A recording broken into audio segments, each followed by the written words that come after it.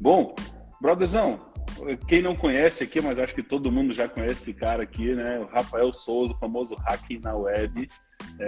Cara, primeiro, brigadão por ter aceitado em fazer essa live aí. A live, né, ela tá focada na Semana da Carreira de Segurança da Informação. Eu tô passando por vários temas aqui, né, dentro da carreira de Segurança da Informação. E você trata de um tema que eu sou apaixonado, né, que eu sou da minha profissão, que eu trabalho com Pentest, Threat Intel, cara. Então, assim, falei, pô, vai ser uma live massa, porque o cara conhece muito, sabe, que a gente vai se complementar aqui, vai trocar muitas ideias. E aí, quem já conhece o Rafael, já manda um coraçãozinho aí, já dando um oi, uma boa noite pra galera aí, dá um 100 aí, um foguinho, coração, vamos agitar a live aqui, vamos ver a paradinha subir aqui do lado, vai ser muito top. E quem não sabe, o Alcion também, mestre aí, gigante na segurança da informação, professor universitário, já trabalhou, aliás, até hoje trabalha, né, como head de segurança e já passou por várias áreas de segurança ofensiva, um monstro aí, então já foi líder do capítulo ASP Brasília, então, gigante. Então, deem coraçõezinhos aí. Boa, massa.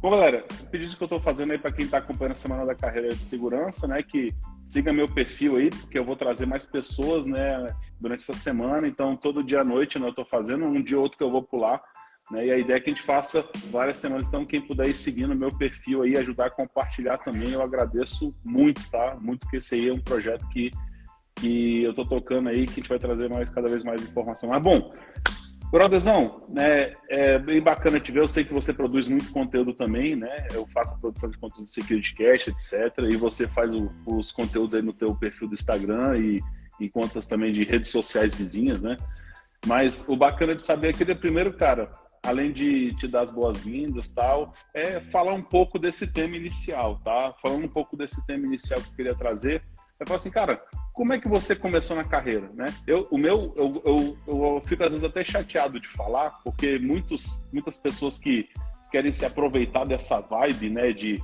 hacker e, enfim, né, vamos entrar um pouco nesse tema também que é importante, né? Sim. Eu me apaixonei quando eu era muito novo, né? Eu tinha 14 anos ali, fiquei apaixonado, falei, cara, eu quero trabalhar com esse negócio, quero invadir computador, comecei atrás. Eu não vou falar eu vou falar que é da mesma época do Quake para não falar que eu sou muito velho, senão eu vou falar, pô, tá ficando velho. Mas eu disputava o hacking, descobri técnicas de segurança de invasão, né, quando eu jogava Quake, então eu tinha 14 anos ali, foi onde eu me apaixonei. Queria saber um pouquinho da tua vida, cara, como é que foi que começou essa paixão contigo? Cara, essa é uma pergunta que sempre me fazem e eu não me lembro muito bem. Esses dias me perguntaram, porque eu gosto muito de Matrix, né? E me perguntaram se Matrix tem alguma coisa a ver com o meu amor pela segurança da informação. Eu, sinceramente, não sei, porque Matrix foi lançado em 99.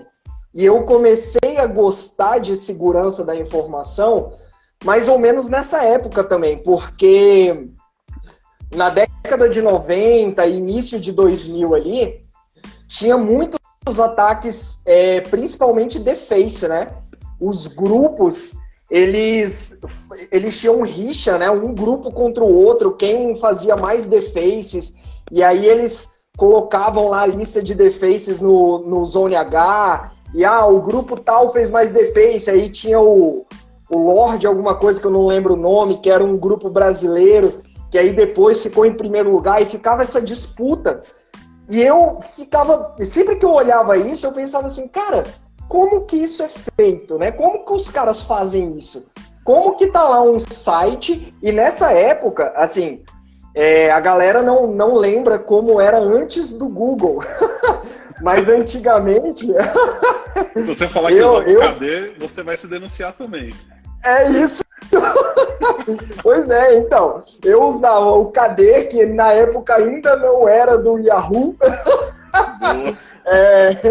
O KD, tinha o MetaMiner também, que era um buscador um pouco melhor que o KD, ele tinha um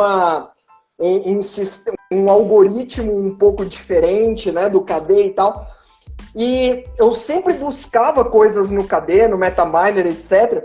E era comum, de tempos em tempos, encontrar algum site, né, que eu ia ali fazer uma busca e não sei o quê.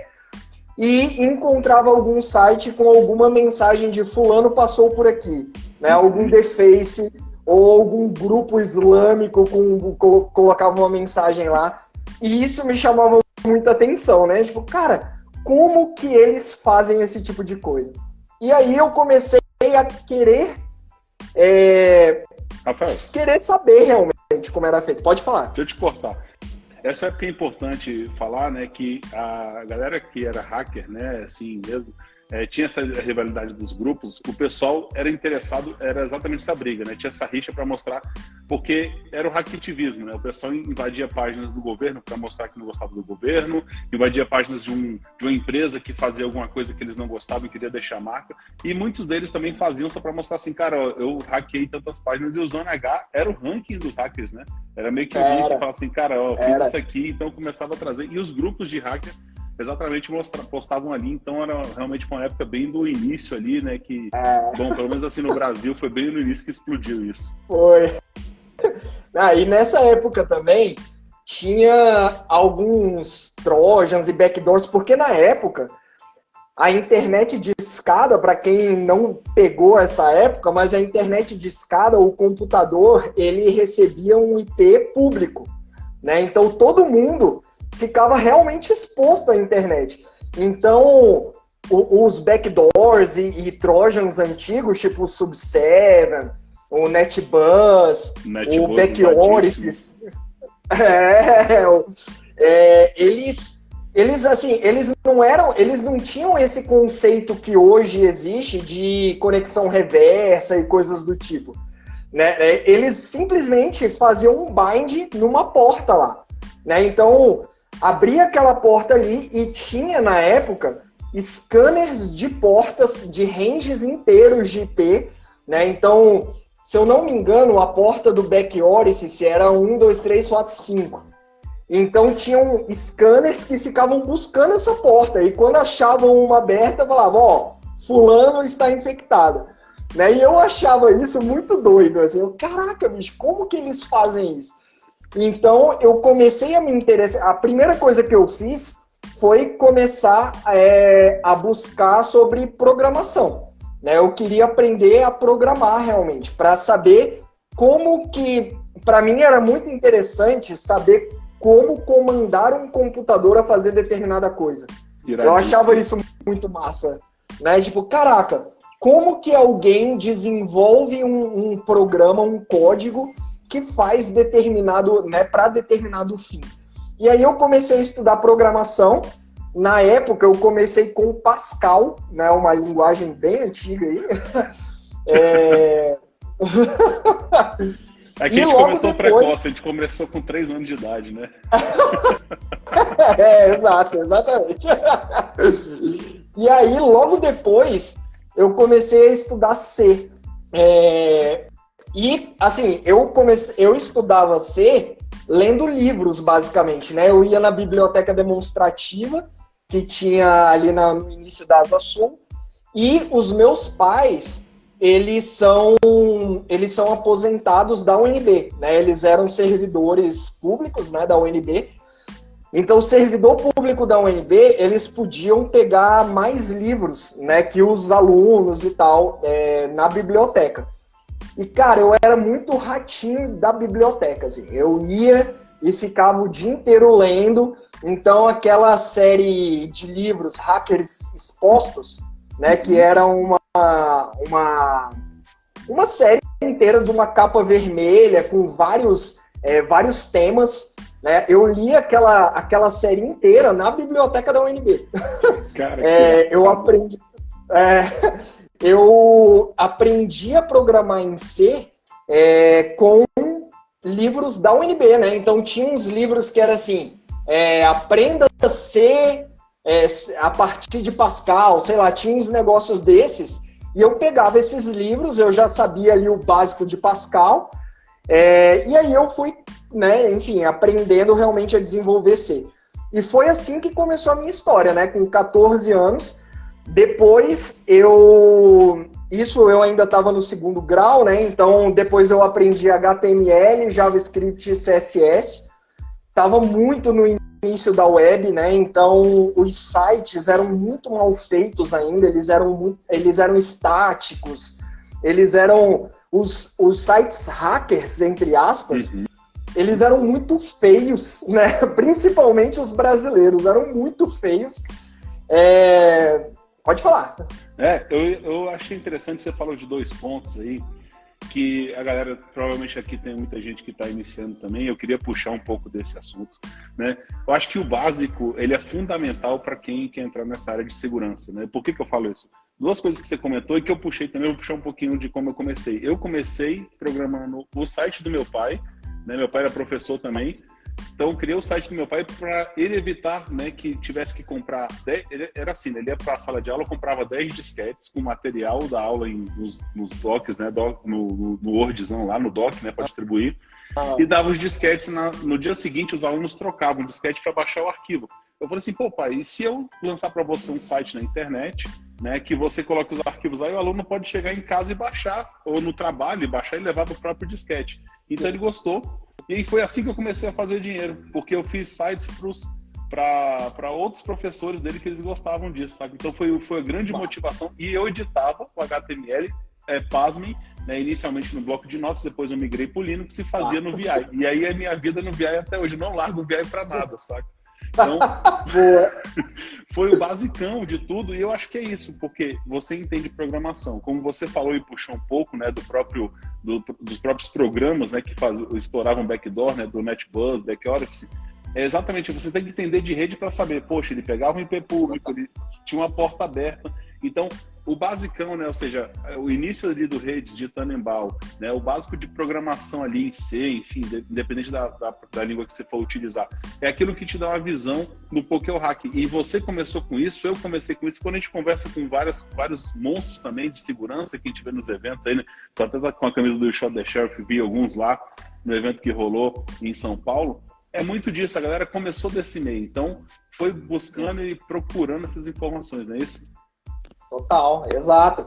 E, cara, antigamente, assim, o conteúdo brasileiro, especificamente, ele era, de forma geral, muito ruim, assim. Eu sempre falo isso, né, que antigamente, não tinha, exatamente. O conteúdo que a gente tinha era, a grande parte, em inglês, né? Até hoje, o conteúdo em inglês predomina, né? Então, geralmente as coisas saem primeiro em inglês e depois... Por exemplo, eu sempre falo isso, que a galera que só sabe português, se eles esperarem as coisas serem traduzidas, né, alguma informação ser traduzida, um livro ser traduzido, às vezes demora 5 anos até a informação ser traduzida. E como eu aprendi inglês muito cedo, né, eu falava para minha mãe que eu queria aprender inglês. Com 7 anos eu falava para ela, mãe, eu quero aprender inglês. E os meus pais, o meu pai veio do interior do Nordeste, assim, ele realmente veio do Agreste mesmo, né, ele chegou a comer cacto, né, eu não lembro o nome da planta, mas ele falava que era tipo um cacto. Ele chegou a comer isso, né? Não, né? Não, mas não outra coisa. Não, acho que não. Ele falava o nome, mas assim, na época eu tinha pesquisado e eu fiquei na cabeça que era cacto. Né? Então, ele chegou a comer isso na época de seca. E a minha mãe também, ela era do interior do Nordeste, depois foi para o Rio de Janeiro, quando o Rio era a capital do Brasil. E aí o meu avô, ele era eletricista e a minha avó, por parte de mãe, lavava roupa, né, para fora. Aí na construção de Brasília, eles vieram para cá. Isso, Palma. Bem lembrado. É isso mesmo. Alguém falou. Eu tava olhando aqui, Palma. Eu queria te interromper, mas não deixei, não. Mas Palma, muito bom. É isso mesmo. Só para falar, galera, tá rodando muito rápido o feed aqui, e aí quem quiser fazer pergunta, faz no questionzinho ali no canto direito, porque aí fica mais fácil da gente procurar e trazendo para a tela, se tiverem algumas dúvidas e quiserem puxar sobre a carreira de segurança, vai ser bacana, tá? E não esqueçam de dar o like tanto no meu perfil quanto do Rafael aí, né, cara? Segue a gente aí, porque a gente produz esse conteúdo, é legal ter vocês aí seguindo nosso perfil. Mas, desculpa, te cortei aí, mano, vamos lá. Não, fica à vontade. E aí é isso, então assim, os meus pais, ninguém na minha família basicamente sabia inglês, né? Então, por que que eu quis aprender inglês? Eu não tenho ideia, sinceramente. Talvez por conta de filme ou música. Eu acho que foi por conta de música, provavelmente. Mas eu sei que, assim, os meus pais não entendiam muito a princípio, mas depois eles me colocaram num cursinho. E, assim, foi realmente muito importante na minha vida. Eu digo que, assim, não só na tecnologia, mas na vida como um todo. Né? Então, eu aprendi muita coisa lendo os mail lists, né, do Packet Storm, do pessoal do Nmap. Como é que era o nome da mail list deles? Insecure? Não. Eu não lembro. Mas, enfim, tinha essas mail lists, eu aprendia muita coisa lá, com as informações que eram trocadas. E tinha um site chamado txt.org, que ele era tipo um Wikipédia, só que de muito tempo atrás, né? Então, ele não existe mais, mas lá qualquer pessoa podia mandar qualquer conteúdo. E eram, assim, TXTs realmente, não tinha formatação, não tinha nada. E, assim, era literalmente qualquer conteúdo, desde coisas ilegais, tipo, sei lá, como fazer um vírus de computador, ou como fazer ligação direta em carro, até freaking, coisas tipo de direito. Lembro? Então, eu ia falar sobre ele agora.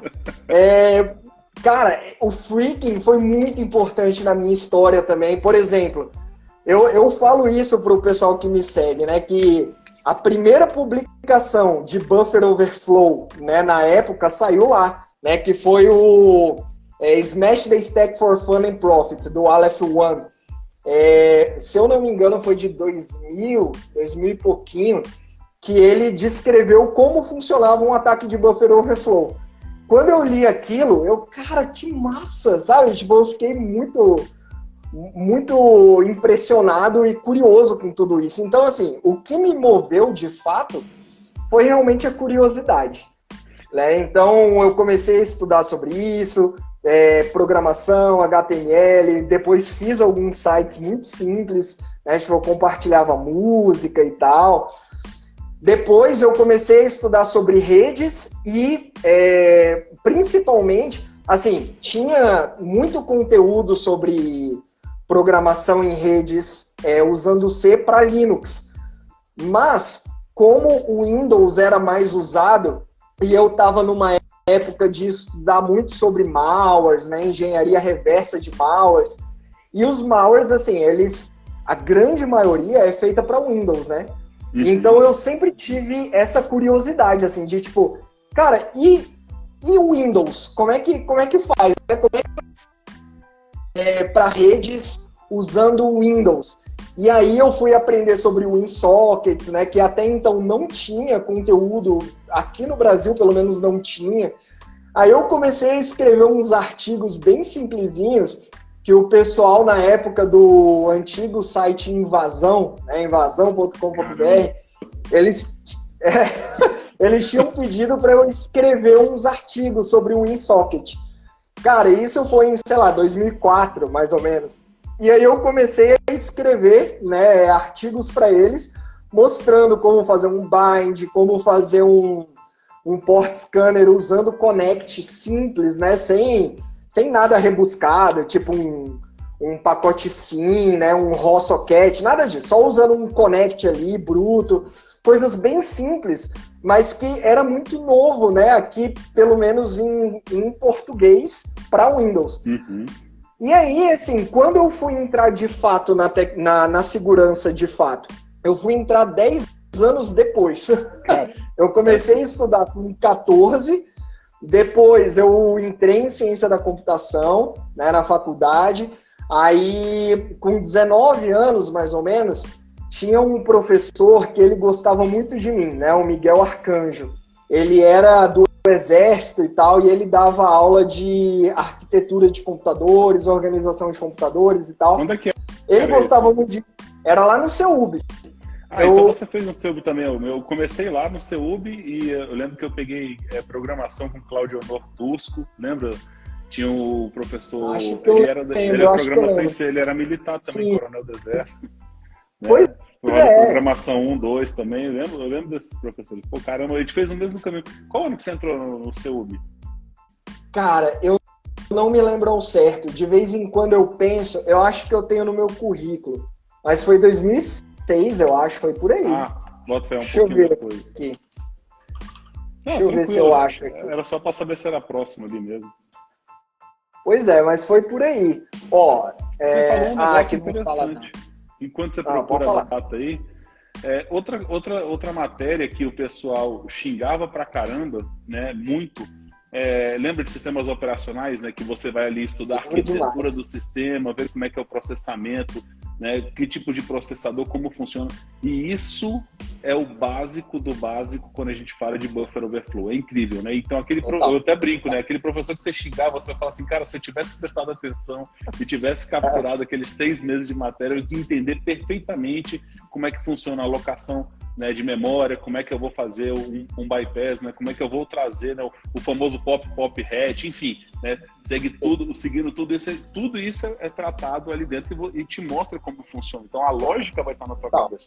Mas a galera não dá valor a algumas matérias, como início de redes, né, quem é de programação não gosta de redes, e no final, na segurança, você mesclando todo esse básico, cara, vai te dar qualquer caminho para você chegar onde você precisa, para você entender como é que funciona a conexão de um backdoor numa porta, né? Como é que você vai fazer um netcat, como é que você vai ler um log, né? Simplesmente lendo um log de uma aplicação, você consegue entender ali qual que é o problema que está acontecendo, até talvez no troubleshoot, né? Nem falando muito de hacker, nem de pretest, mas enfim, cara, continua aí, mano, te cortei novamente. Não, né? Fica sempre à vontade. Eu me empolgo com esses assuntos, cara. Total, né? Tranquilo. Ó, peguei aqui o meu currículo antigo, eu entrei no CEUB em 2005, né? Então, 2005 eu comecei a minha faculdade. Porque eu boa. Eu comecei em 2000, né? Então, foi isso. Massa. Eu entrei, você tinha acabado de sair, né? Realmente. Exatamente. Massa. Pois é, e aí, cara, tinha esse professor, né, que ele gostava bastante de mim, porque eu gostava da matéria dele. Como eu já tinha estudado, antes de entrar na faculdade, eu já estudava engenharia reversa, já tinha estudado assembly e tal, a matéria dele casou muito com o que eu gostava mais, né, assim, eu gostava muito dessa área, então casou demais, né, ele falava sobre assembly, etc., e para mim era muito prazeroso. Só que realmente é como você falou, ninguém gostava, era só eu. Eu acho que era por isso que ele gostava de mim, porque eu era o único que dava valor à matéria. Muito bom. E aí, bicho, ele que me arrumou o meu primeiro emprego. Eu sempre falo isso pra galera, assim, gente, vocês que estão fazendo faculdade e tal, sejam amigos dos professores de vocês, porque eles recebem vaga o tempo inteiro, né? Todo momento eles estão recebendo vaga e tal, e se eles gostam de você, eles já te indicam ali e você já tem um meio caminho andado. Então, o meu primeiro emprego foi com 19 anos, né, como programador C na Brasil Telecom, né, na antiga Brasil Telecom. Caramba, bicho, ali foi de lascar, velho. Aí eu descobri o que era trabalho escravo. Rapaz, você falou de trabalho, eu lembrei agora. Aqui em Brasília, né? O pessoal não sabe, a gente é de Brasília, mas o pessoal não sabe que tem 3 coisas. Nessa época, quando a gente estava trabalhando ou estagiando, a gente era ou da Brasil Telecom, ou da Politec, ou da TBA, né? Exatamente. E eu tinha um grande amigo que ele era da Politec, e ele me falava super bem de lá. Aí eu quero ir pra lá. Aí eu pedia pra ele entregar meu currículo, mas eu nunca fui chamado. Eu quero mais ser escravo, né, cara? Caraca, bicho. E aí eu era programador C na Brasil Telecom, e eu sempre tentava, assim, nas horas vagas. Nessa época era muito massa, porque existia compartilhamentos de filmes, né, e não tinha até então, ou pelo menos não era tão usado, eu não me lembro de ser tão usado assim, ou eu não lembro se já tinha sido criado o torrent, mas enfim, de qualquer forma, existiam sites de... Já? Boa, pronto. mas existiam sites de compartilhamentos de filmes e não sei o quê, e boa parte deles usavam como servidores uma empresa antiga chamada BR Turbo. A BR Turbo era da Brasil Telecom, então pra gente era muito massa, porque na hora do almoço a gente baixava filmes e tal em velocidade altíssima, porque ficava dentro da rede da Brasil Telecom. E, nossa, era muito massa. A pirataria rolava solta lá dentro. Quase 2 mega, né? Baixava quase 2 mega. Conexão top. Exato. Rapaz, e aí, quem bicho? não sofreu naquela época que tinha que fazer a conexão entrar, porque por causa do valor que era, né, os pulsos, você começava sexta-feira, meia-noite, porque só pagava um pulso até domingo de noite, né, sabe do que eu tô falando, sofreu bastante aí. É isso, exatamente. E aí, depois de meia-noite era pulso único, aí a galera não desligava mais o computador. Era massa demais. Né? Era dentro o tempo todo. Você aproveitava isso para estudar, porque você ia baixar material, né? Que você ia ler, muita coisa. Porque realmente era muito caro, né? Eu lembro que também tinha os horários de meia-noite às 6, só que aí você, moleque, né, cara? É mais complicado você conseguir ler mais em feriado. Então você conseguia aproveitar. Mas era caríssimo o pulso, né? Você pensa, pô, fazer uma ligação. Hoje em dia, cara, né, o acesso à informação, enfim, as conexões aí são outro patamar. A gente fala de 5G hoje, que é outro esquema. Mas top demais. Exato. Cara, e nessa época a conexão era no máximo 56 kbps, né? Que é kilobits por segundo. E aí, pra gente ver um site, por exemplo, com imagem, cara, até carregar aquela imagem, a gente ficava esperando a imagem ali. Inclusive, a galera não sabe, mas o JPG, o formato JPG, ele tem um método de construção. Compressão. É uma das formas de... exatamente. Uma das formas de compressão dele, ele permite ir montando a imagem de pouco em pouco, né? De linha a linha.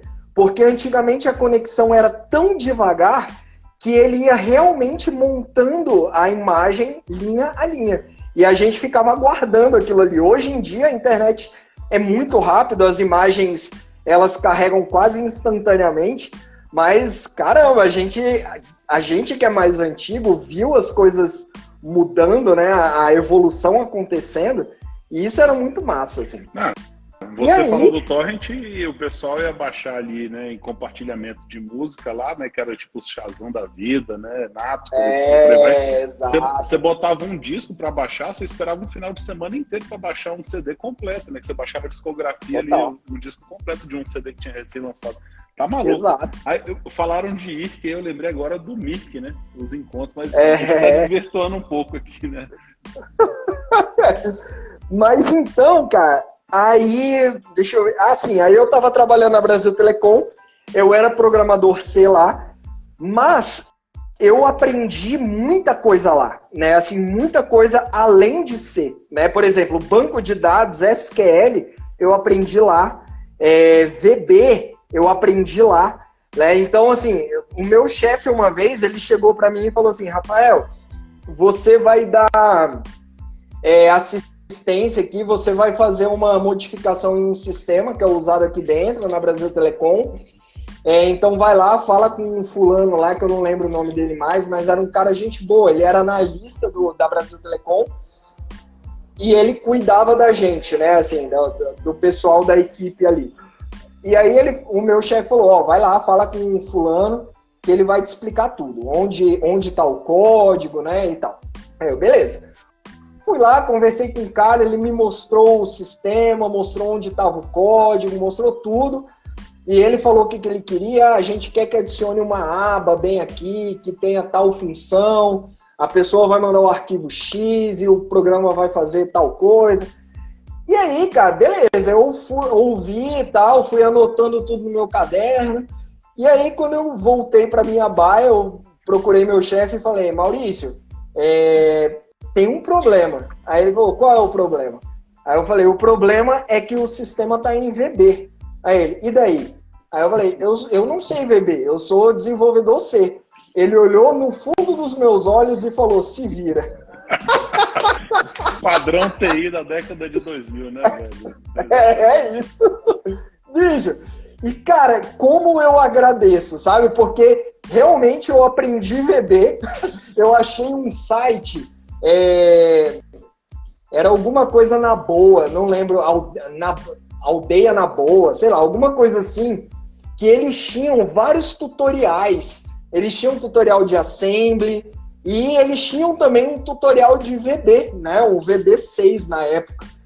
E, cara, eu li aquele tutorial, eu aprendi o básico de VB, assim, em 2 dias, né? Em 2 dias, eu já conseguia fazer um programa em VB e já conseguia fazer as modificações que o cara lá da Brasil Telecom queria que eu fizesse.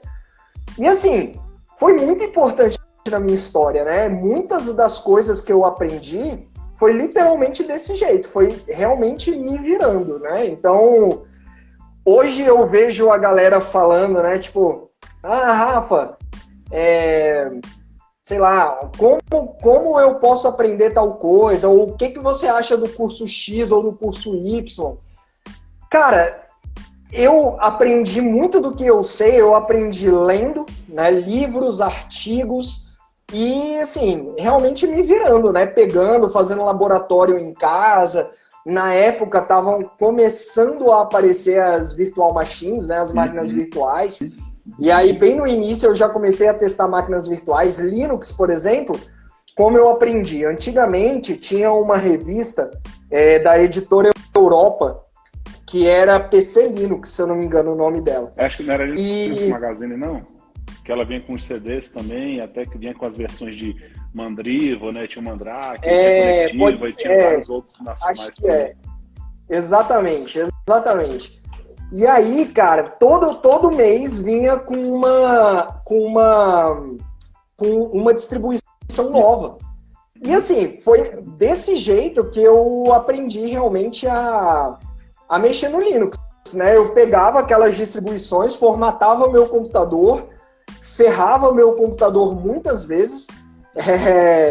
E assim, foi assim que eu instalei o Slackware, foi assim que eu instalei o antigo Conectiva, o antigo Mandrake também. Cara, nossa, era massa demais isso.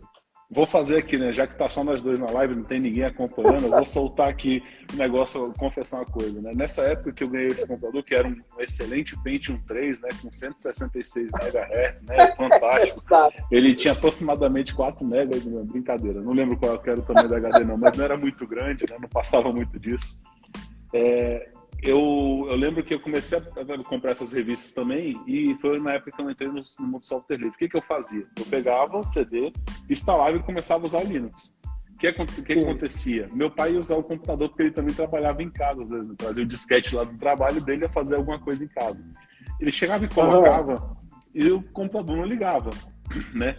E aí, o que acontecia? Ele ia do nada e chamava o técnico informático, ou seja, essa hora, às vezes, eu estava no colégio, né? Quando eu voltava no cursinho, né? Que eu fazia cursinho para entrar num colégio diferente, o que acontecia? Meu pai chegava lá, no outro dia eu tava um Windows instalado de volta, né? O 3.11. Eu ficava puto, né? Eu falava, cara, não, ia lá e instalava de novo. Aí ficou nessa guerra umas 4 vezes. Aí meu pai falou, pô, você fica estragando essa merda aí. Eu falei, aí foi quando ele tinha um técnico de informática. O que você faz? Eu falei, pô, tô instalando isso aqui, né? Era o Linux, no caso ainda era o Mandrake, né? Que era o que eu tava aprendendo com ele, foi o primeirão. E aí ele falou assim, cara, não acredito que você tá fazendo isso. Aí ele falou, não, deixa eu te instalar aqui. E aí foi onde eu aprendi meu primeiro dual boot. Aí rolou o dual boot e consegui usar, cara. Tinha um esquema de partição que ele fez lá pra mim, o cara era fantástico. Mas assim, foi muito massa, saca, né, nesse ponto, que acabou que foi um momento que eu aprendi, né, muito com SO. Então, assim, eu não tinha faculdade, ainda estava no colégio, né, fazia ali, eu não lembro agora, mas estava no primeiro, no segundo ano no máximo. Então, e aí eu vi meu pai brigava até hoje, pô, esse moleque toda hora estragava o meu computador, né, era uma merda, eu conseguia trabalhar e ficava nessa zoação direto, sabe? Mas assim, é uma coisa que a gente aprendeu, né, da mesma forma. Cara, é engraçado, né? Os caminhos que eu falo, né, de aprendizado, é lógico, né, você pode sentar e ouvir um especialista falar, você pode ter uma orientação, né, que eu acho que é um dos que mais vale a pena, mas eu acho que você procurar ali atrás está muito ligado a esse termo hacker, saca? O hacker, Total. ele desvirtuou muito, fala que é o cara que invade o computador. Não, ele tem que lembrar daquele conceito que vem lá de trás do Stallman, sabe? O hacker é aquele cara que é o curioso, que, poxa, para eu não pagar o Unix, o que eu posso fazer? Pô, vou criar o meu sistema operacional. Aí veio o GNU Linux, né?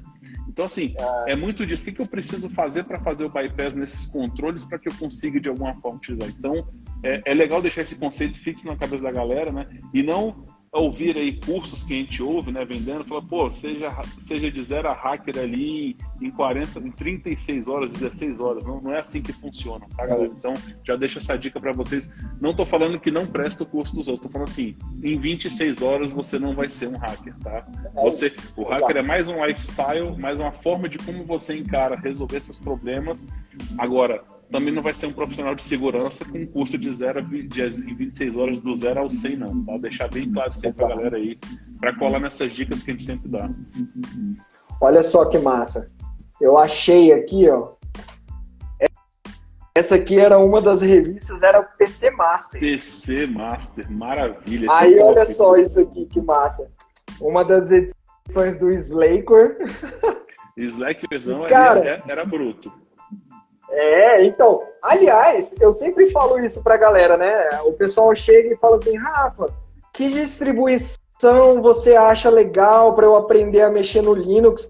Cara, eu sempre falo assim, olha, o que mais me ensinou a mexer no Linux foi o Slackware, né? O Slackware foi, caraca, o bicho era sinistro, assim, pra você fazer qualquer coisa, na época eu tinha que procurar no Viva o Linux, lá no fórum do Viva o Linux, que tinha a galera usuária de Slackware, e toda hora eu tava perguntando alguma coisa, porque até instalar alguma coisa era muito difícil, né? Depois veio o Debian aí com o seu sistema de gerenciamento de pacotes e tal, mas no Slackware, cara, não tinha gerenciamento de pacotes, né?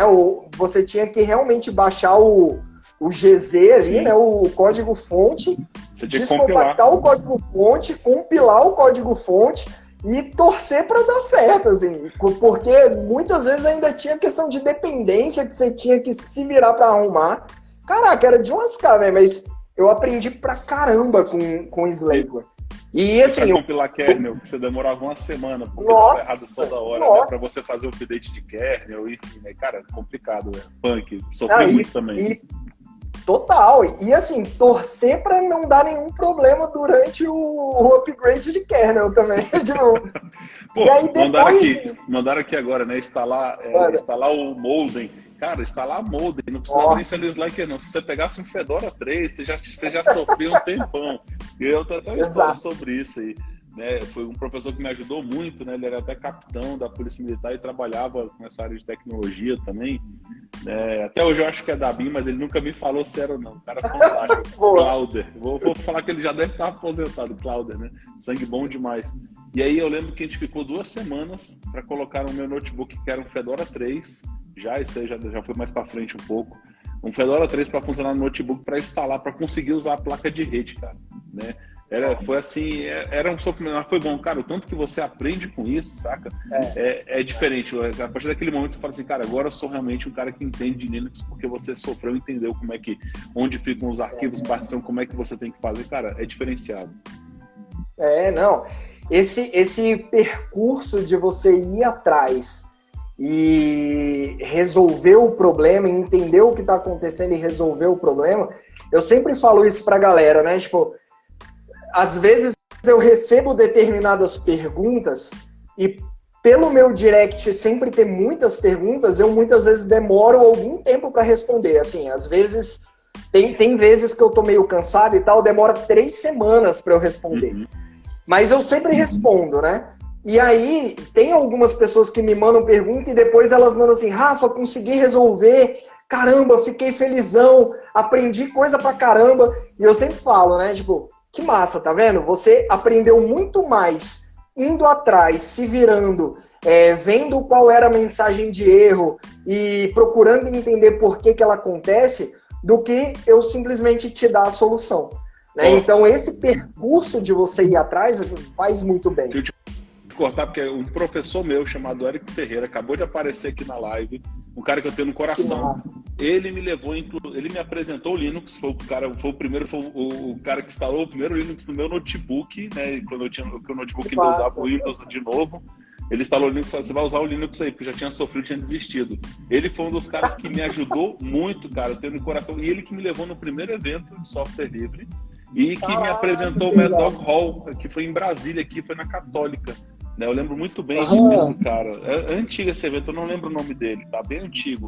Ele era, tipo, não é nenhuma dessas linhas, tipo, Software Freedom Day, nem nada disso. Era um evento de software livre, ele me levou e eu conheci ele. Cara, foi fantástico. Eu conheci o Anawak também, que na época ele era um ativista, ele que criou o primeiro, acho que era alguma coisa com lance com Kerberos de autenticação no AD, também automatizado, cara. Enfim, né, foi ele que me apresentou, cara, de coração aí, professor. Bom, obrigado aí por ter me mostrado esse caminho que me ajudou muito. Não podia cara, que legal, passar. Que massa. E aí, bicho, nessa revista, na PC Master, eles tinham, inclusive, olha só que massa, eu vou mostrar aqui para vocês. Eu achei esse site aqui, ó, dataset.org, que tem todas as revistas PC Masters até a última. E a última foi, eu não sei se dá para ver aí, mas foi em outubro de 2007. Caramba. E aí, no início era só Linux, ó, mas aí depois parece que eles passaram para outras coisas também. Mas enfim. Também, né? Exato. E aí, cara, nessa revista, eles sempre colocavam, tinha uma página ou uma seção na revista que era sobre algum vírus, né, que estava rolando ali na época e tal. E eu achava muito, assim, não é massa, né, eu não posso dizer massa, mas eu achava muito interessante, assim, né? Por exemplo, eu lembro de um que eu achei na época, né, era o Ninda, se eu não me engano. O Ninda foi um worm que infectou muitos computadores, ele foi um dos worms mais ativos do mundo, e a PC Master tinha feito um review muito completo do vírus, como ele funcionava, como ele entrava nas máquinas, né? Então, às vezes me perguntam, Rafa, se eu deixar um computador ligado sem fazer nada, né, se eu não fazer absolutamente nada nele, só deixar ele ligado, ele pode ser infectado? Pode, por conta dos worms. Né? Os worms, eles usam falhas no sistema, né? Então o Ninda, por exemplo, ele usava uma falha, o SQL Slammer, que era um worm também, ele usava uma outra falha no SQL Server, se eu não me engano. Então, assim, eles vão explorar vulnerabilidades no sistema operacional ou em algum programa para conseguir acesso ao sistema. Então, só de deixar o computador ligado, um worm, se o seu computador tiver aquela vulnerabilidade, um worm pode sim infectar seu computador. Eu achava isso muito massa. E não só isso, né? Assim, não precisa ser exatamente o worm, né? Só por ter aquela vulnerabilidade de um sistema operacional, né, isso já está atacando. Teve um exemplo de uma linha de firewall que saiu agora, esqueci o nome dela, que estava com um RCE ativo aí. Então, assim, só de deixar o firewall lá parado, eu esqueci, né? Não sei se foi da Fortinet, acho que foi Fortinet. Eu acho que foi, isso mesmo. Então já tava com o RCE ali, cara. Então qualquer um consegue executar um comando remotamente nele. Então só de passo tá ligado, não precisa instalar nada nele, já tá ali, né? Tudo pronto para você acessar. Mas tem realmente esses problemas aí, cara. É incrível. Total. E aí, assim, foi nessa revista, por exemplo, que eu comecei a tomar gosto por vírus. Né? Eu lembro que teve um vírus que eles escreveram que ele, enfim, ele se espalhava por torrent, se espalhava pelo emule, enfim, fazia, né, um monte de coisa, e ele também abria um backdoor, ele abria um servidor web na máquina da pessoa infectada. Então, se eu, por exemplo, digitasse o IP da pessoa no meu navegador, ia aparecer todos os arquivos da pessoa como se fosse um servidor web. Incrível. E eu olhei isso, cara, que massa, bicho, como que ele fez isso? E aí eu comecei a estudar sobre isso, né? Tipo, como que eu vou fazer, sei lá, um servidor web em C? E, cara, foi muito assim que eu me desenvolvi, sabe? Tinha uma revista também que era Hackers, se eu não me engano era isso, era Hackers, da Digerati. E era uma revista que, assim, por incrível que pareça, era uma revista boa, né? Ela tinha um conteúdo bom. Eu lembro que essa revista, uma vez, ela trouxe o código-fonte de um vírus, que eu não me lembro qual era, mas era um vírus que estava muito em evidência na época. Não lembro qual foi, mas enfim, trouxe o código-fonte completo e eu estudei aquele código-fonte para entender como ele funcionava, como ele se espalhava, como ele infectava uma máquina. E, cara, todas essas coisas, no final das contas, me trouxeram para onde eu tô, né? Assim, no final das contas, foi realmente curiosidade de saber como as coisas funcionavam. E até hoje, assim, o que me faz continuar estudando, me faz continuar querendo aprender mais, é porque literalmente todo dia tem alguma coisa nova, né? Hoje em dia tem várias tecnologias que quando eu comecei não tinham, né? Hoje em dia tem várias tecnologias que eu não domino, que eu não sei bulhufas, né? E que, assim, estão sendo usadas e eu gosto de saber como as coisas funcionam, sabe? Como as coisas funcionam em baixo nível, saber como elas funcionam de verdade. Eu gosto de entender as coisas. E é isso que me movimenta até hoje, sabe? Boa. Não, cara, muito massa. Eu queria puxar aqui um próximo ponto aqui contigo, né? Para falar um pouco, assim, a gente falou muito de hacking agora, acho que é bem legal, né? Puxar um pouquinho pro lado do bug bounty, né? Você já participou de alguns, e, enfim, ainda participa, né? É um mundo muito bacana. Eu queria que a gente falasse um pouquinho assim, explicasse para a galera, né, que não conhece muito, né, enfim, o que seria o bug bounty, né? Como é que a gente pode ganhar? Eu até brinquei ali no título, né, ganhar em dólar, mas é mais ou menos isso, você vai ganhar em dólar realmente, né? Exato. Então, puxar um pouquinho aí, cara, como é que é o dia a dia de um hunter aí? Boa. Cara, bug bounty, para quem não sabe, eu vi que entraram várias pessoas aqui que não são da área de tecnologia, amigos meus e tal, que me seguem. Grande abraço para todos vocês. Então, o que é bug bounty, né? No final das contas, bug bounty é uma empresa, é quando uma empresa diz assim para a galera, gente, quem quiser testar a segurança do meu sistema, dos meus domínios, etc., está liberado, né? E quem conseguir encontrar alguma falha e reportar para nós vamos pagar por isso. Então, é basicamente isso. Bug bounty começou na época ali em 2000 e pouquinho. O Google, por exemplo, foi uma das primeiras empresas a começar no bug bounty. Ainda não existia HackerOne e tal. Eu consegui, assim, eu fui o 4º brasileiro a entrar no Hall da Fama de Segurança do Google por uma falha que eu descobri num sistema do Google. Na época eu já estava trabalhando com segurança da informação, eu tinha finalmente conseguido entrar depois de muito tempo, né? Então, como eu falei para vocês, eu fui programador, depois eu fui para suporte, depois eu fui para desenvolvimento web, depois voltei para suporte, depois saí da tecnologia, fui professor de matemática, professor de música, voltei para tecnologia. Aí eu fui para uma empresa que era de segurança, só que eu fui como QA, só que eu sempre fazia ali, sempre que eu terminava os testes de QA, né?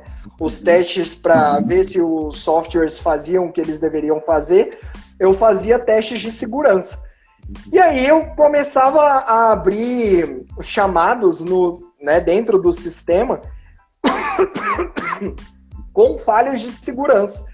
E aí a galera viu e falou, caramba, massa esse garoto. E aí eles me mandaram para a área de segurança e finalmente eu entrei 10 anos depois. Top. Mas nessa época, cara, eu já estava trabalhando com isso e tinha saído uma matéria na Globo, no G1, que dizia, eu não lembro o título da matéria, mas era mais ou menos assim, conheça os 3 brasileiros que ganharam dinheiro por ter achado falhas no Google. Foi alguma coisa assim.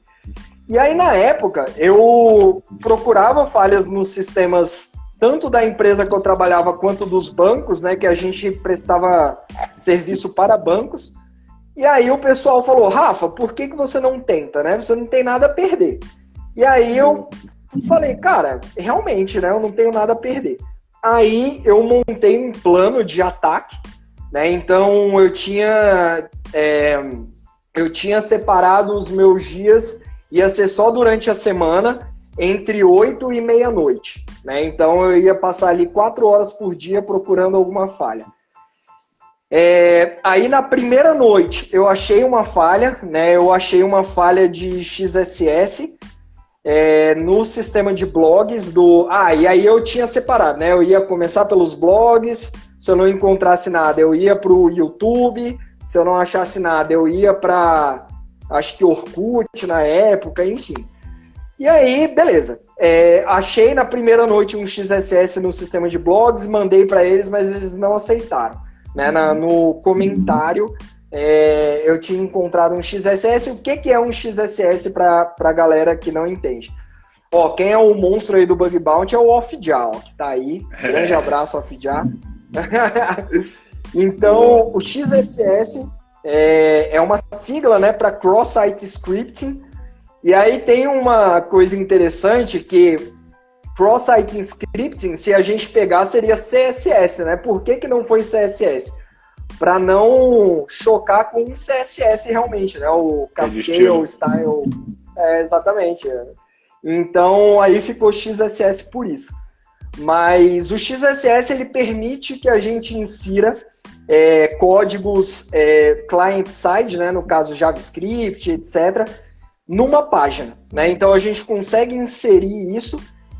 Tinha inclusive um cara muito bom antigamente, ele tinha um site que era o hackers.org, se eu não me engano, que ele botava vários payloads de XSS e tal. Ele era realmente bem sinistro nisso.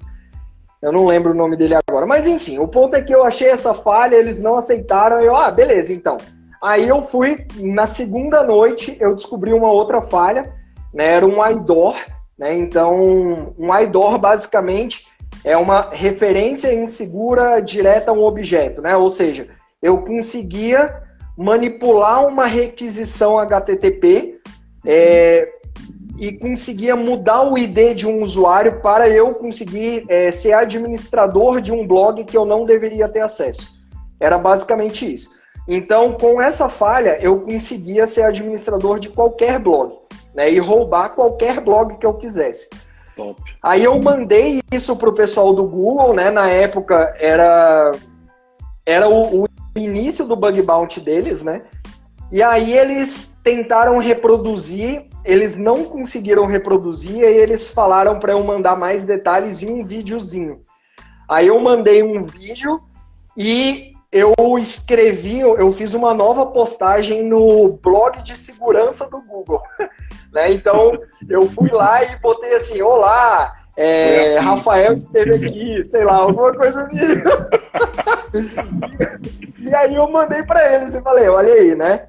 Aí eles mandaram alguns poucos dias depois, aí eles falaram assim, Rafael, muito massa, a gente gostou muito do seu report e tal, você ganhou o prêmio máximo do nosso sistema de recompensas e você vai entrar no Hall da Fama de Segurança do Google.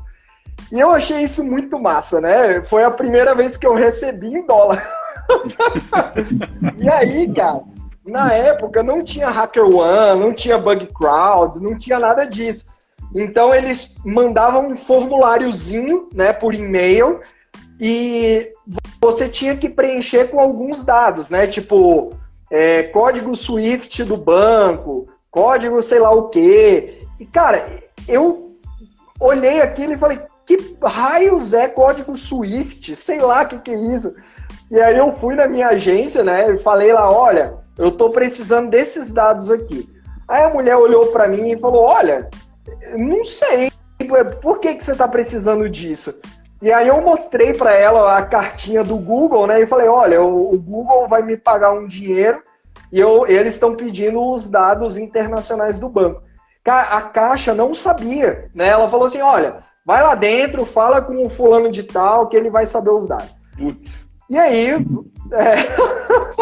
e aí, depois de um tempo, eu recebi o dinheiro. Aê! Muito bom.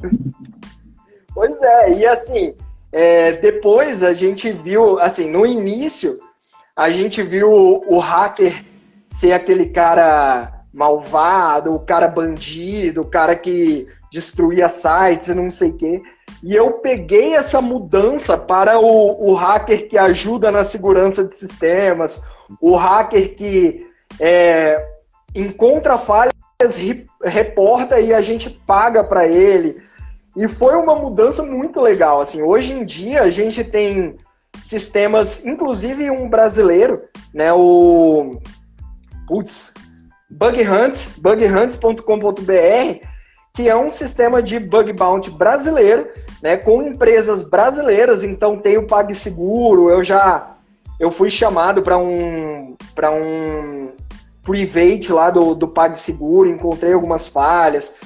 Enfim, né, tem várias empresas nacionais lá, e tem empresas internacionais também. Tem a HackerOne, né, com, sei lá, Facebook, todos os sistemas do Google, tem o governo americano, tem vários domínios lá para você procurar falhas.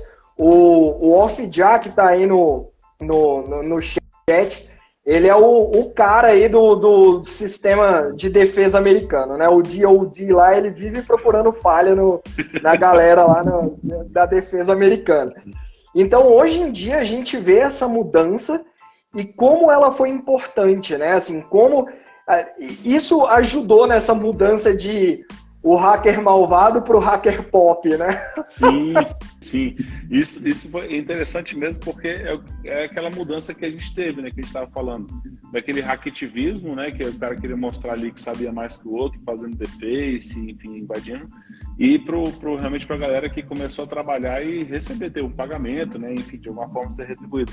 Isso me lembra, cara, uma vez eu não esqueço mais, eu acho que só fiz nem era um bug bounty, na verdade, né? Eu explorava muita falha e gostava de escrever no próprio blog que eu tinha, que chamava, eu até colocava ali, acho que era About Hacker, né? Era até dentro do site da HPG, pra você ter ideia. About Hacker.hpg, alguma coisa. E aí eu fazia esse um pouquinho antigo. E eu escrevia lá algumas vulnerabilidades que eu achava. E foi interessante porque eu fiz uma menção do site. Ele é tipo como se fosse uma instituição financeira só de consórcio, mas lá nos Estados Unidos é consórcio, é tipo como se fosse um consórcio de financiamento, tá? Eu não lembro o nome agora. E então, enfim, do estilo de instituição financeira. E eu fiz um post. E eu recebi, cara, um cheque na minha. Eles entraram em contato, falei e tal. Eu recebi um cheque ao portador para trocar. Eu nunca consegui trocar esse cheque, eu tenho até hoje. É tipo de $50, $35, uma quantia pequena. Então, acho que foi talvez ali os primórdios do Bug Bounty. Que eu recebi essa carta. Foi a única também que eu fiz, né? Que eu fiz assim, porque eu geralmente fazia, explorava e mostrava. Não, isso aqui pode ser feito assim e tal. Mandava o reporte pro site, né? Que eu conseguia. E depois de um tempo eu publicava. Mas era isso, eu nunca fui atrás de Bug Bounty em si, não. Nunca tive essa vontade. Mas é muito top, né? Porque você pode viver só disso, né? Imagina assim, financeiramente, diz aí, você conhece pessoas que vivem somente disso, de fazer o dia inteiro, não é isso? Sim, conheço. Mas assim, uma coisa que eu sempre falo pra galera, que hoje tem uma romantização do Bug Bounty, né? Assim, o Bug Bounty em si, ele é totalmente possível, né? Tem inclusive uma matéria aí da Globo, se eu não me engano, mostrando um argentino. Na época ele tinha 19 anos, que ele ganhou o primeiro $1 milhão dele, né, só com Bug Bounty. E aí fizeram uma entrevista com ele, e aí o moleque, assim, enlouqueceu total, né? Tipo, o moleque comprou casa, comprou carro, comprou sei lá o quê, comprou tudo. Mas, assim, é totalmente possível. Mas não é fácil, né? O pessoal... Hoje eu vejo essa romantização, e sempre que eu falo sobre isso, eu falo pra galera, gente, conversa com qualquer pessoa que vive disso. Eles vão falar que é estressante, eles vão falar que é é uma montanha russa o tempo inteiro, né? Então tem dia que você vai achar uma falha grave, né? Gravíssima, e tem vários dias que você não vai achar nada. E além disso, as empresas em geral que colocam os seus sistemas, né, para serem testados, geralmente são empresas com uma maturidade de segurança maior. Né? Então, não são empresas que qualquer um vai chegar e achar falha e boa. Né? Então, o que eu indico muito para a galera cara, Bug Bounty é muito massa, eu super apoio, eu acho que todo mundo deveria, pelo menos, tentar, porque realmente é muito legal, mas estude, né? Estuda desenvolvimento web, saiba como funciona um sistema por trás dos panos, né? Entenda como funciona a requisição do front-end para o back-end. Quando você aprende desenvolvimento mobile também, né? Porque hoje a maioria dos sistemas de bug bounty já incluem também aplicativos e tal. Eu recebi um convite privado para uma empresa alemã e, cara, era um aplicativo, eles queriam testar o aplicativo deles, né? Então, por eu saber, né, como se desenvolve um aplicativo, eu foquei no aplicativo Android deles, eles tinham um aplicativo iOS também, mas como eu não entendo tão bem de desenvolvimento iOS, nunca desenvolvi nada para iOS, eu fico no que eu entendo melhor, né? Então, essa é uma outra dica aí para a galera. Fique no que você entende, né? Então, assim, eu sempre digo que é muito importante para a galera que quer entrar em bug bounty e tal, estudar realmente, entender como as coisas funcionam, né? Entender como se desenvolve um sistema, como funciona um banco de dados, como é a comunicação de front-end com back-end, como você bota um proxy, né, um HTTP proxy ali, tipo Fiddler, tipo, enfim, o Charles proxy, enfim, Burp Suite, e você monitora essa conexão e entende como que são feitas essas requisições, entenda o conceito de API, né? Então, essas coisas são muito importantes, porque hoje em dia a galera acha que você vai chegar, vai rodar meia dúzia de ferramentas e boa. E, cara, você até pode encontrar algumas falhas assim, né, que a galera chama de low-hanging fruit, né, tipo, as frutas que estão ali no chão, as mais facinhas, que qualquer um vai chegar e pegar. Só que as que vão te dar dinheiro de verdade são aquelas que você não vai encontrar só rodando uma ferramenta simples. Os criadores do Burp Suite, ele escreveu um livro que eu super aconselho todo mundo que goste de, enfim, bug bounty e tal, e desenvolvimento web e hacking voltado para web layer, que é o The Web Application Hackers Handbook. Esse livro, ele é fantástico, ele é muito bom. E, cara, lá no último capítulo, tá lá escrito, o cara escreveu o seguinte, eu posso rodar o Burp e ele vai encontrar todas as falhas? E aí primeiro ele fala sobre o futuro, né, de aplicações como o Burp, que procura falhas automaticamente, sozinho e tal. E aí ele diz o seguinte, ele diz que você nunca vai poder confiar totalmente numa ferramenta, né? Ela vai ter falsos positivos. Ele bota uma coisa que eu nunca tinha pensado nisso, bicho. Ele bota que, assim, na época que ele escreveu o livro, ele dizia que tinha um grande desafio, que era o seguinte, você tá rodando um crawler, né? O Burp, ele tem lá um crawler para ele saber todas as páginas que tem naquele sistema, etc. E aí ele dizia o seguinte, como a gente faz um crawler entender que determinado link leva um logoff e aquele logoff vai inutilizar uma sessão e aí eu não vou conseguir ter acesso a páginas que eu deveria ter acesso logado, mas eu não tenho mais acesso porque eu não estou mais logado. E aí eu, caraca, é mesmo, né, bicho? E aí ele dizia, ele escreve lá, né, no último capítulo, que esse é um exemplo de coisa que, assim, você até pode ter algumas configurações, aí ele diz, né, como você pode fazer algumas configurações no Burp para passar por esse problema e tal.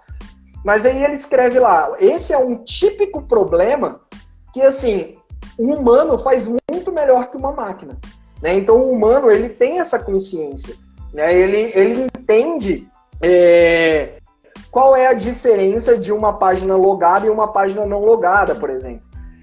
E isso é muito verdade, né? O Off já colocou aí, né, do Cisano, que eu não lembro, eu não sei como se pronuncia, né? Mas ele tem um livro com a metodologia dele. E lá no livro, na metodologia de bug bounty que ele usa, né? E lá na metodologia dele, ele diz o seguinte, que ele gasta um bom tempo, às vezes, assim, meses, só conhecendo o alvo dele, né? Então ele vai, usa o sistema, cria uma conta, cria uma outra conta, tenta acessar, assim, tenta criar um produto, se for um negócio de venda, tenta vender um produto para ele mesmo, né? Enfim. E aí ele vai conhecendo o sistema. Ele conhece. Depois que ele já conhece o sistema muitas vezes melhor que os próprios desenvolvedores, aí é que ele começa a parte de ataque de fato, né? Ou seja, o bug bounty, ele é um processo realmente que ele parte muito mais, assim, do trabalho manual, né, e do conhecimento que o Bug Hunter, né, vai adquirindo ao longo do tempo. Por isso que, assim, eu sempre falo pra galera, gente, estude. Bug bounty é massa demais, dá pra viver realmente de bug bounty, mas você precisa estudar, né? Você precisa estar sempre se atualizando, sabendo o que tem acontecido, quais são as novas tecnologias, e não só conhecer elas, mas conhecer como elas funcionam em baixo nível, assim, entender realmente como elas são executadas no sistema operacional muitas vezes, né? Então, por exemplo, tem reports na HackerOne com falhas do Node.js, por exemplo, que são falhas que, assim, só um cara que conhece a fundo a interação do Node.js com o sistema operacional encontraria. Tem um livro, inclusive, muito interessante, que o nome do livro é The Bug Hunter's Diary, né, o Diário do Bug Hunter. E esse cara, ele realmente vive de bug bounty, e ele diz, assim, vários casos que ele encontrou falhas de, enfim, projetos grandes, etc. Cara, eu li aquele livro e fiquei assim, caraca, que bicho sinistro. Ele conhecia... Caramba. Cara, ele, por exemplo, ele falou de uma falha que ele descobriu, eu acho que foi no FreeBSD, se eu não me engano, no kernel do FreeBSD. E ele foi mostrando, assim, como funciona o kernel do FreeBSD, né? Como determinada variável faz tal coisa. E eu li aquele livro assim e falei, cara, eu acho que eu não entendi metade das coisas que ele escreveu aqui, sabe? Tipo, o bicho, ele tinha um conhecimento... que são de um patamar, assim, que é inimaginável, né? Total. O bicho, ele é realmente um monstro, o cara que escreveu aquele livro. E é isso, assim, ele conhecia os projetos e as coisas que ele ia analisar num nível mais profundo que 99% dos usuários e desenvolvedores, né? Então, tem um cara... Se você continuar, só fazer uma analogia que eu acho importante como dica, o pessoal às vezes não entende, né? Assim, primeira coisa, né, que eu vejo que o conceito de pentest e bug bounty, eles são diferentes, né? Por que eu quero trazer isso? Porque é o que você falou, o bug bounty, a galera que trabalha com bug bounty, ele tem que procurar realmente falhas do sistema, mas para isso ele tem que entender como funciona o negócio. E é exatamente essa analogia que a gente fala de um Red Team, que o pessoal confunde com o Pentest também. Porque o Pentest ele é um pequeno pedaço de um trabalho de um Red Team. Então, se você entender, o cara que é do Red Team, a pessoa que trabalha em Red Team dentro da empresa, ele tem que entender do negócio, ele tem que entender quais são os passos do processo de um produto que ele está fazendo a segurança. Então, ele tem que entender do negócio, desde o onboarding, né, de um cliente, né, no cadastro na ferramenta, e como é que funciona o processo interno de venda, né, enfim, de cadastro de usuário, que for o sistema. Se ele conseguir entender tudo isso, ele vai conseguir buscar realmente coisas, vulnerabilidades, vai entender como funciona. Isso é a analogia perfeita, né? O Red Team com uma pessoa de bug bounty, e não como o pentest que o pessoal fala, porque você vê muito recrutador, até por falta de conhecimento, eu preciso de um pentest, já bota lá Red Team, e não é, né? Ou precisa de um Red Team e bota como perfil de pentest, que assim, vai chegar lá, o cara vai fazer pentest o dia inteiro. Não, você tem que pegar o que tem de controle de segurança na sua empresa, como funciona aquele produto que você tem lá dentro e como é que você vai explorar ali dentro, dados os processos de cadastro, como eu falei aqui, né, de se for um sistema de envio de e-mail, como é que eu escrevo um e-mail, como é que eu envio, né, enfim, isso é importante deixar claro para a galera também, porque às vezes passa batido e é um conceito muito mal formado, né, enfim, pela falta de conhecimento, pela disseminação ali, talvez de termos assim mal utilizados e mal passados realmente na internet. Total. O Pentest e o Red Team, muitas vezes eu vejo que realmente eles se confundem na maioria da cabeça das pessoas, né? De vez em quando eu, inclusive, recebo sobre isso, né? Rafa, qual a diferença de Pentest, né? Um Pentest e um Red Team? Qual é o conhecimento deles? São distintos ou não?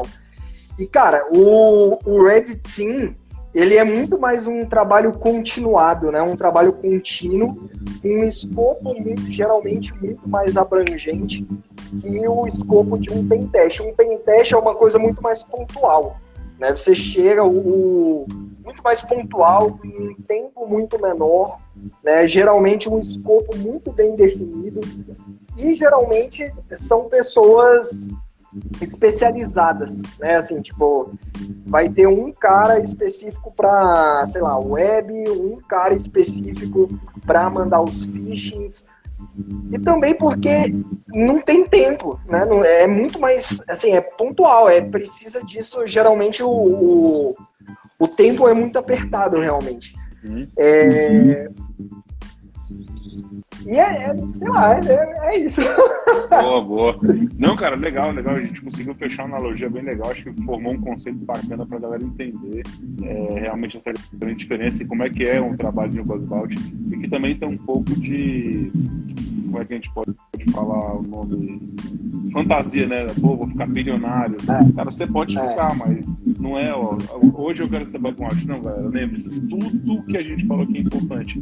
Fazer o caminho inicial é o básico, entender um pouco de programação, começar com programação, né? Começar com redes, entender como é que são os sistemas operacionais, né? Você ir para arquitetura até assembly. Pô, tem que entender assembly, tem, cara. Eu acho legal esse trabalho que você faz ali, mostrando, pô, do assembly.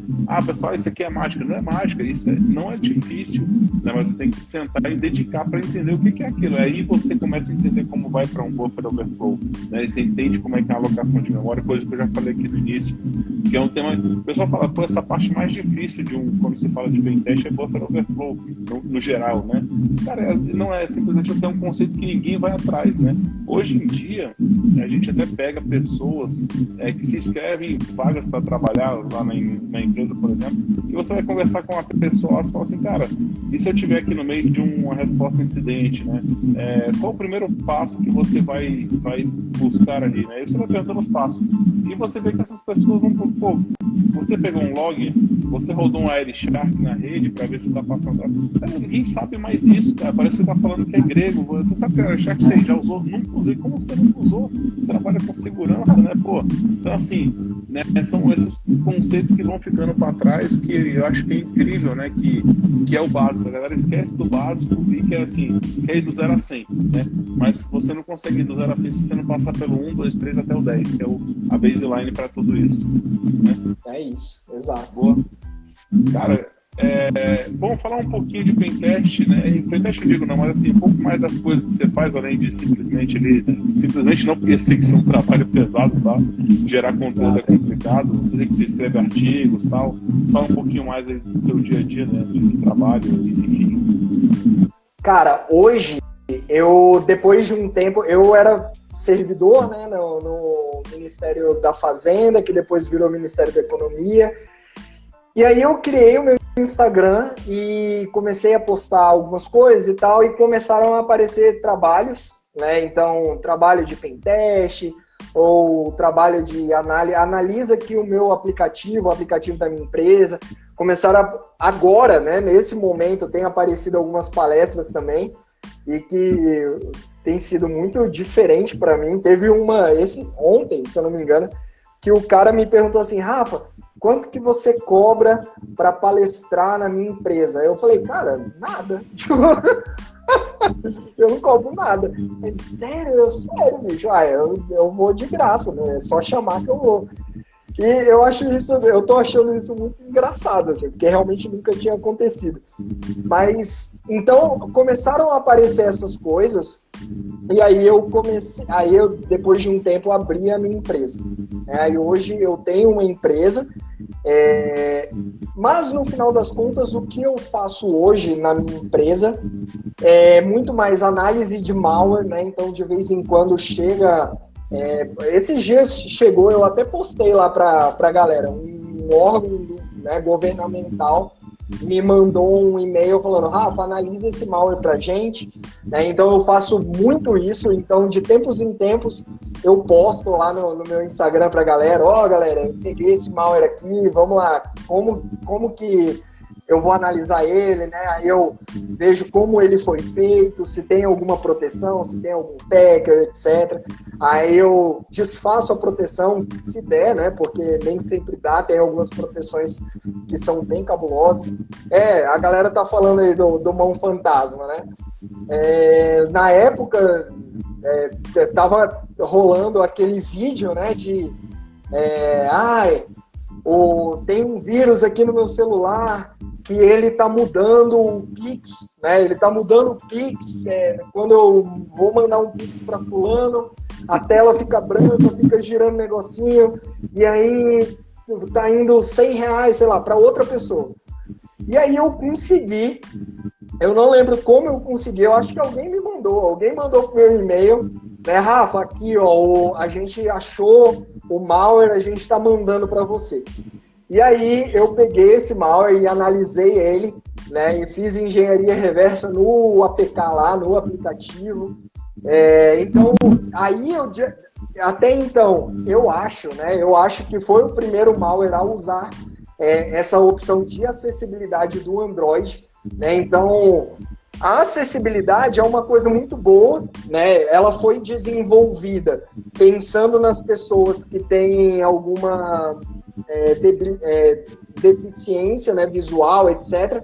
Mas ela estava sendo usada de forma maliciosa, né? Então, usando essas APIs de acessibilidade do Android, o cara conseguia ler o conteúdo da tela e pressionar teclas como se fosse a pessoa, né? Então ele botava ali um overlay numa tela em branco e de fundo ele estava modificando, né? Ele voltava, apagava o que a pessoa tinha digitado, escrevia outra coisa, avançava de novo e aí ele tirava o overlay, né? Tudo isso usando as APIs de acessibilidade do Android.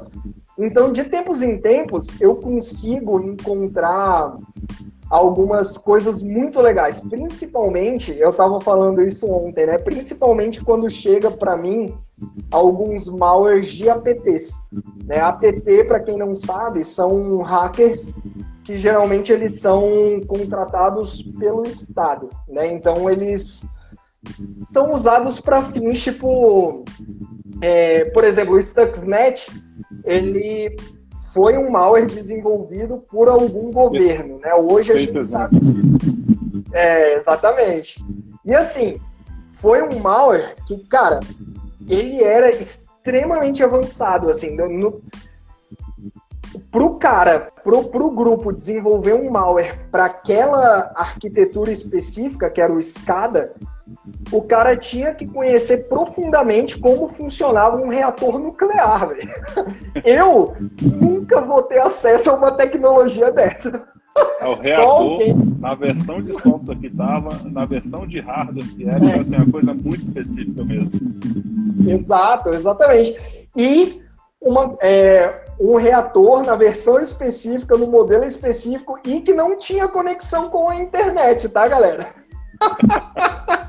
Ou seja, alguém foi lá, pessoalmente... Jogou o pendrive. Bicho, esse é um típico caso de malware de APT, assim, né? Então, são pessoas, são hackers contratados por Estado, então eles têm muito conhecimento, mas mais que conhecimento, eles têm orçamento ilimitado. Então, cara, eu preciso atacar um reator nuclear. Tá aqui um reator para você. Estuda essa bagaça e acha uma falha nisso, né? Então, foi tipo isso o Stuxnet. De vez em quando, eu recebo alguns malwares de APTs. Então, eu estava falando sobre isso ontem, né? Que eu peguei uma vez, já tem uns, sei lá, 3 anos mais ou menos, de um APT russo. Inclusive, o documento estava em russo, o nome era em russo. Eu tenho salvo ele até hoje aqui. Deixa eu pegar aqui para vocês, espera aí. Porque ele é bem legal. Esse aí ficou no Top Records aí. Foi.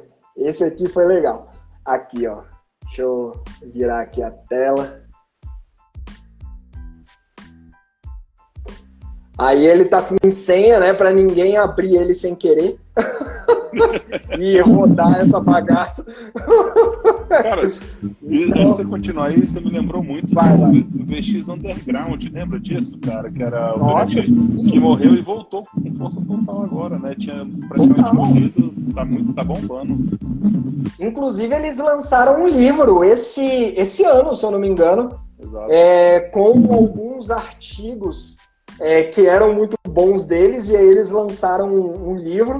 Eu li o livro, fenomenal, vale muito a pena. Eles lançaram de forma independente, então não é de nenhuma grande editora, mas se você digitar lá VX Underground na Amazon, você acha lá. Eles lançaram de forma independente, o livro muito bom. E, cara, voltaram forte, tem muitos artigos excelentes lá, vale muito a pena realmente. E, nossa, eu gosto demais dessa área. Então, esse malware, por exemplo, russo, cara, quando eu peguei ele tava no meio da campanha, né? Eu não lembro quem era o alvo dele. Não lembro. Mas, enfim, ele tinha um alvo específico e tava no meio da campanha. E, cara, era uma técnica que eu nunca até então tinha visto. Era uma técnica usando template injection. Eles pegavam o docx, né, o documento do Word. Para quem não sabe, docx, ele não passa de um zip.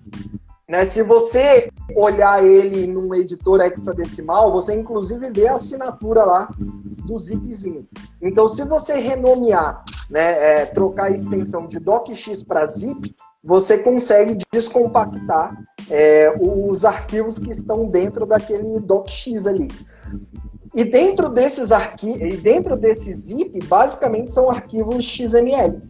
Né? Então, você consegue modificar o arquivo internamente, né? Modificar esses XMLs, depois você compacta tudo de novo em zip e troca de novo para a extensão docx. Então eu peguei esse malware, peraí, tem um ruído, mas tá dando para escutar. Tem ruído? Como é que tá aí, pessoal? É quando sou eu falo ou quando é o Rafael que fala? Deixa eu desligar o ar-condicionado aqui, talvez seja isso. Vê aí se melhorou, galera.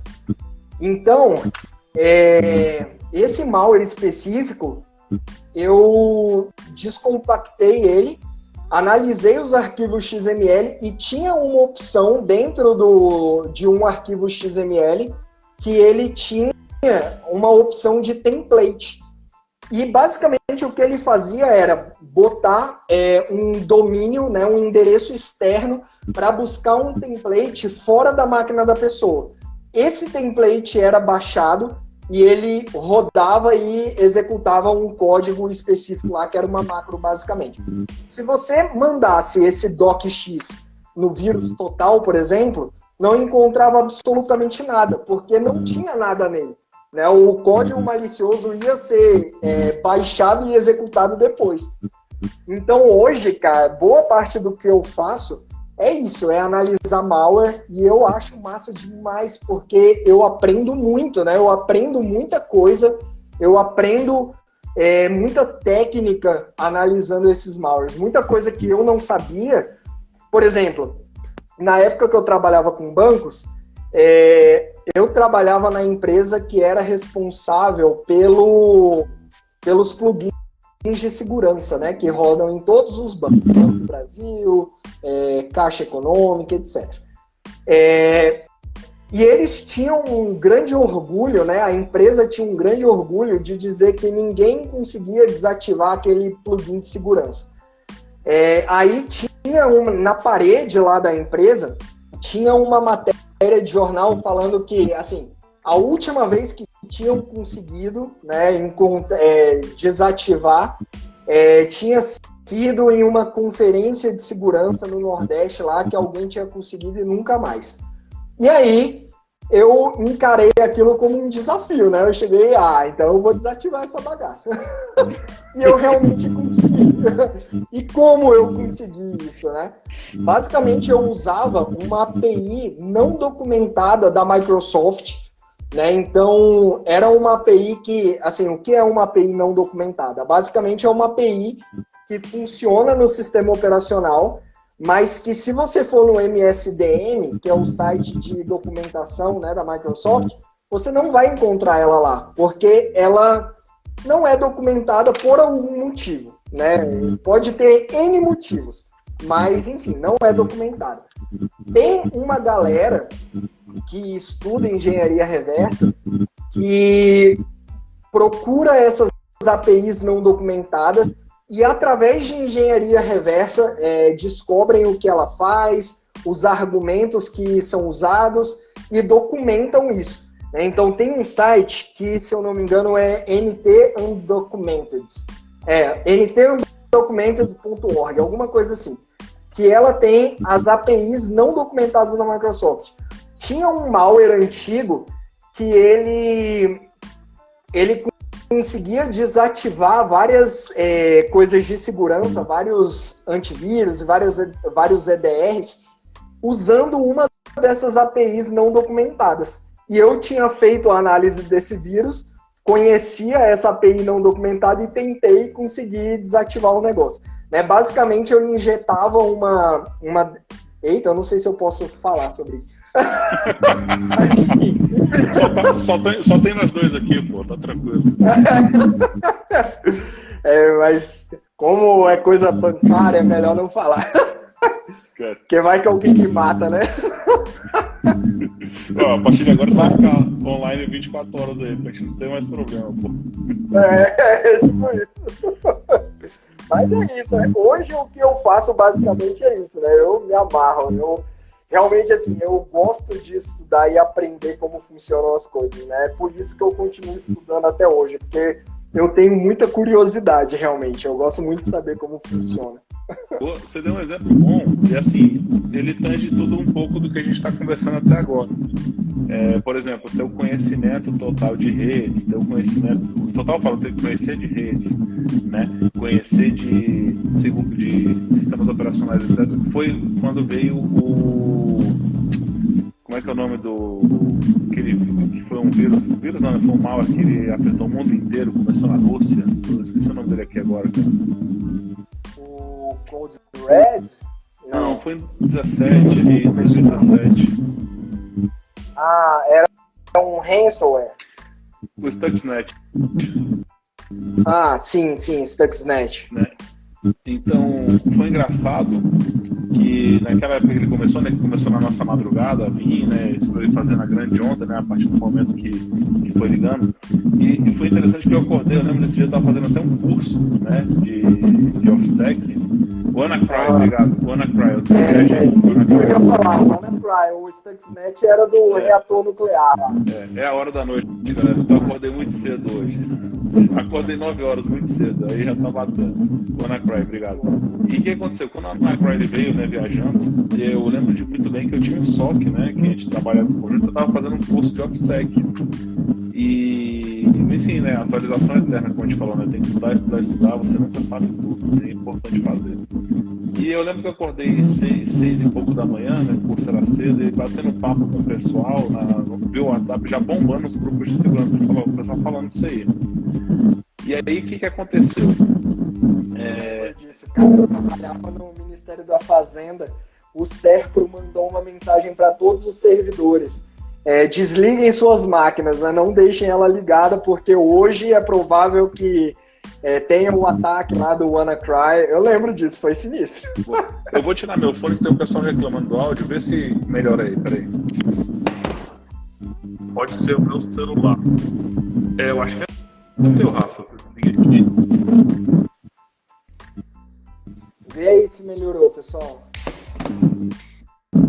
Tira o teu fone aí só pra gente ver, Rafa. Só pra ter ideia. Tirei. Ah, era o teu fone, pô. O teu fone tá dando ruído aí. Ah, maravilha, então. Melhorou, pessoal? Agora ficou top. Show. Então vamos embora. Boa. E aí, falando um pouco do WannaCry, né, o interessante é que quando começou a vir, a gente já tinha conseguido uns 2 samples, tá? E o pessoal falou, temos um sample aqui, vamos fazer o teste. Enfim, estávamos com máquina virtual, estava estudando no OffSec e tinha mais 2 pessoas. Eu falei, cara, vamos pegar isso aqui, vamos testar. Tipo assim, a gente meio que cagou pro curso, saca? Sentou assim, agora vamos brincar. Colocamos ali em ambiente controlado e começou a testar. E aí que veio um conceito, primeiro, né? O que a gente descobriu logo de cara? Que ele fazia comunicação com 5 IPs diferentes, tá? Então, isso aí foi fundamental, né? Porque a gente já entendia que fazia comunicação com 5 IPs diferentes, então a gente falou, tem que fazer o bloqueio. Então, como não tinha nenhum tipo de vacina, né? Porque estamos falando de um zero day, a gente falou, no Fire já vamos barrar a comunicação de qualquer porta, entrando ou saindo com isso aqui e acabou, né? E fazer o deploy o máximo possível. A gente entendeu quais eram as chamadas que eles faziam, né? Porque era exatamente encriptar, então a gente já entendia isso e começou nesse momento ali também fazer qualquer chamada, botou o nome de qualquer chamada de encriptação, ou seja, de criptografia de arquivo, a gente ia bloquear naquele momento. Tá? E fez mais algumas características que eu não vou lembrar de cabeça agora. E descobrindo isso, a gente começou a implantar esses controles dentro da rede, dentro do que a gente já tinha, né? Firewall, antivírus, né? Controles de AD, né? Que lá era Microsoft, enfim, fizemos isso. E depois de fazer o deploy, obviamente a gente mandou, nessa hora a gente já tinha 7 samples diferentes, já tinha um pouco mais de bagagem, era em torno de 10 da manhã. E eu vou falar o nome do fabricante aqui, porque era a Symantec, que era o nosso fornecedor. E aí a gente mandou todos esses samples e falou, cara, a gente quer que faça uma vacina agora. Tinha um contrato que eles tinham que entregar a vacina até em 24 horas. E feito isso, exatamente, o Medeiros estava até, exatamente, o Rodrigo Medeiros está aí, foi com a equipe dele, né? A gente mandou isso aí para lá, né? E aí a gente, quando fez essa implantação, cerca de 10 e meia da manhã, a gente não tinha tido nenhum caso que tinha acontecido e já tinha feito e barrado isso aí junto, saca?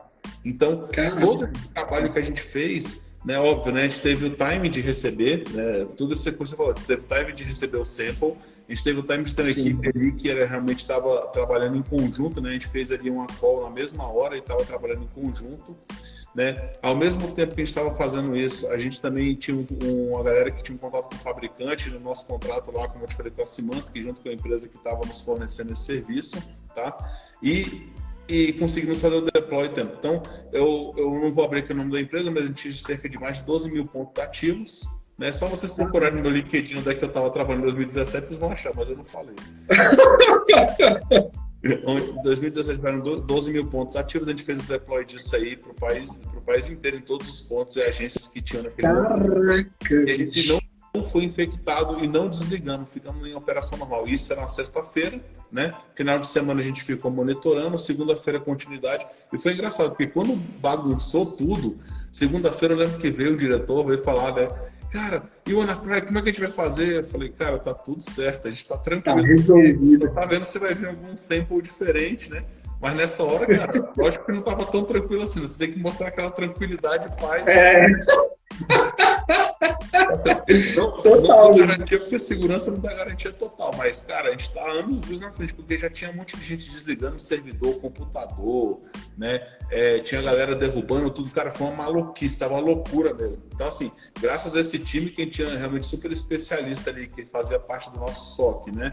O trabalho que a gente fez ali, técnico de ter os samples e trabalhar nisso tudo, e conseguir fazer o deploy, né, em pouco tempo, né, e ter essa gestão muito ativa, cara, foi realmente um negócio incrível, né? E isso traz tudo, né? Você tem que ter esse conhecimento de sistemas operacionais, você tem que ter esse conhecimento em rede de computador, você tem que ter conhecimento de como aquele vírus vai se comportar, né, o malware no caso.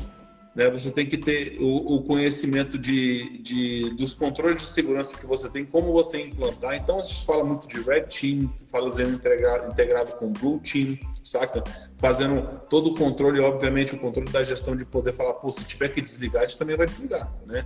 Não tem isso, mas vamos tentar segurar ao máximo. E a gente conseguiu operar 100% sem desligar nada, cara. Esse foi realmente um trabalho diferenciado, foi um case diferenciado interno na empresa.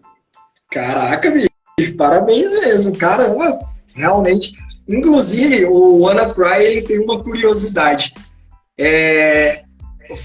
Saíram algumas versões, né, diferentes. A primeira versão que saiu, ela tinha uma checagem, porque geralmente quem trabalha com análise de malware sabe disso, né? Às vezes você faz análise de comportamento, né, ou behavior analysis, e aí você fecha toda a conexão, bota ali um servidor DNS fake, bota um servidor HTTP fake, analisa o tráfego usando o Wireshark, que você falou, né, mais cedo, e aí você vai ver o que acontece ali. Só que os desenvolvedores de malware, eles também não são burros, né, então eles sabem que isso vai ser feito muitas vezes, então tem alguns que eles botam algumas checagens, né, para saber se o malware está rodando em um ambiente controlado ou não. Só que o WannaCry, ele tinha a seguinte validação. Ele fazia uma requisição para um endereço específico, né, um endereço, um domínio específico, hard-coded lá, que não existia. Vamos lá. Que era ligado a 5 IPs, ele tinha publicação em 5 IPs, se não me engano, 4 ou 5. E aí, mas para fazer essa checagem do ambiente controlado, ele ia fazer uma primeira requisição para um domínio que não existia. Por quê? Porque se ele estivesse rodando em um ambiente controlado, ia ter um servidor falso DNS e ele ia responder com um IP local. Né? E aí, se ele respondesse com um IP, o WannaCry ia saber que tinha alguma coisa errada, porque aquele domínio não existe. E ficava então, massa, né? Então, se está retornando um IP, está rodando em um ambiente controlado. E aí ele fechava. E aí, essa primeira versão, um cara, né, um americano, ele fez a análise e ele registrou esse domínio. Ele foi... É verdade, foi mesmo. Foi. Aí ele foi, registrou o domínio e ele parou as infecções no primeiro momento. Né? Aí depois saiu uma nova versão que não tinha mais isso.